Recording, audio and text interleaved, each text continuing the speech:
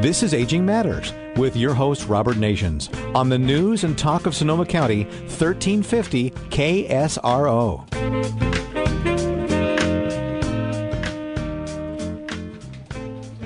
Hi, this is Robert Nations with Aging Matters. We're having some technical slight technical difficulties, but I'm going to take care of it. We're going to try and get our guest on the line. Yes. But welcome. This is Aging Matters, and you know it's our Friday spot.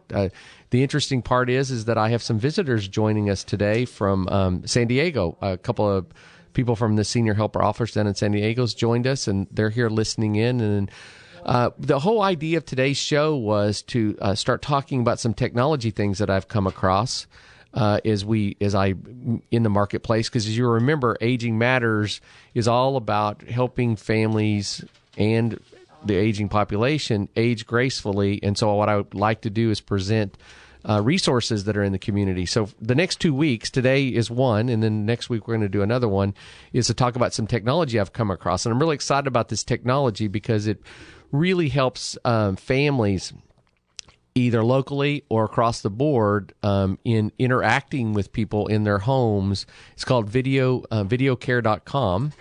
And we're going to get David on the line here shortly. But it's really a great device for families to interact with a loved one, but it's also a great device for a home care company to be a part of the person in home without having a caregiver actually in the home. Has David joined us?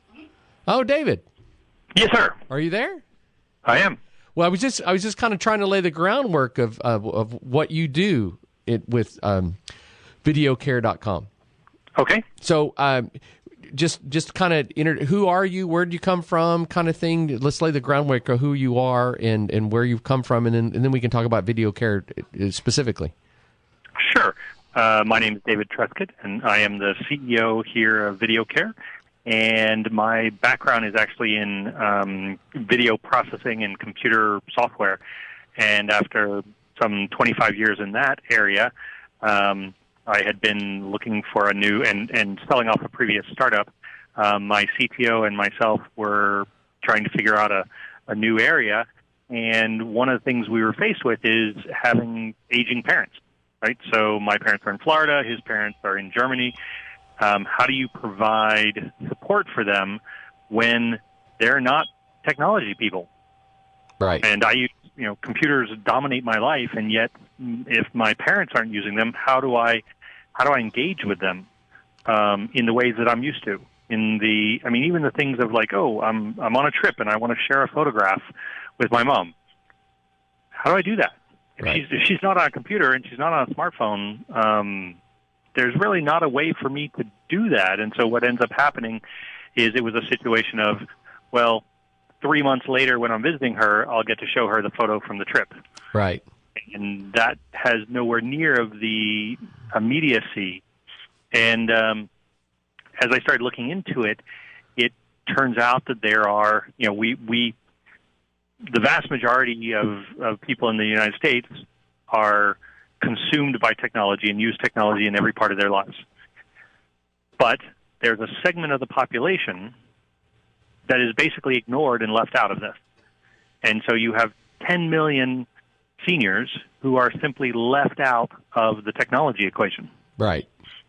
It's funny how we all take we take for granted now, even though it's fairly new, the technology we all take for granted. How we have instant communication with people, instant sharing of photos and things, and we forgot about those folks that the aging population that doesn't even know about those things. I was going to tell you a funny story. Is in a couple of years ago, I was working with a 90-something-year-old client that asked me to explain to him what a text message was. Something I had taken for granted for years now, and now I was trying to sit there and explain what that meant. So I so relate to what you're talking about, how you're going to provide some technology that's going to help people bridge that gap. Exactly. I mean, people. It's kind of strange. It's the epitome of how quickly we shift from something being innovative to something being just standard in our lives. But, it wasn't that long ago. If you go back really 12 years ago, 15 years ago was the first cell phones that people were using. and your first text message, and then you're only going back 6 years to the first iPhone, and so it's not in this. If you're talking about someone who's 90 years old, cell phones haven't been a main part of existence here for a very long time. For that long, yeah, exactly. I mean, the very first, if you think about these cell phones, I mean, they really haven't. It just hasn't been that long that they've been around. I mean, it's if you think about things like, oh wow, the Razor phone. Well, that was only in 2004, which really, I mean, 2004. It's for someone who's in 90, 2004 wasn't that long ago. Exactly. In all perspective, right? Yeah. But it's funny you talk about that. It hasn't been around that long, but you know what? I don't think I could live without mine anymore. I almost panicked earlier because I was heading over to the station and I left it somewhere, and I was like, "Oh my gosh, it's like losing my arm."